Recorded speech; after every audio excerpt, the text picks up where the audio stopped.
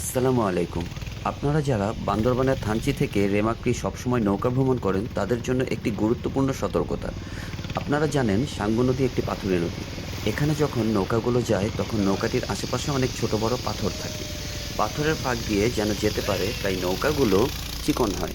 কিন্তু তারপরও কখনো কখনো দেখা যায় নৌকা যখন সেই পাথরের ফাঁকা দিয়ে যাওয়ার চেষ্টা করে তখন আশেপাশের পাথরের সাথে ধাক্কা খায়।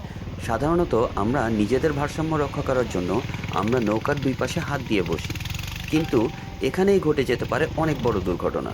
ভিডিওতে যদি একটু খেয়াল করেন আপনারা দেখবেন পাথরে ধাক্কা খাওয়ার সময় সে সময় মতো হাতটি সরিয়ে ফেলেছে, কিন্তু যদি তার হাতটি ভুলবশত না সরাতো তাহলে কিন্তু তার আঙুল মারাত্মকভাবে আঘাতপ্রাপ্ত হতো, এমনকি বিচ্ছিন্নও হয়ে যেতে পারত।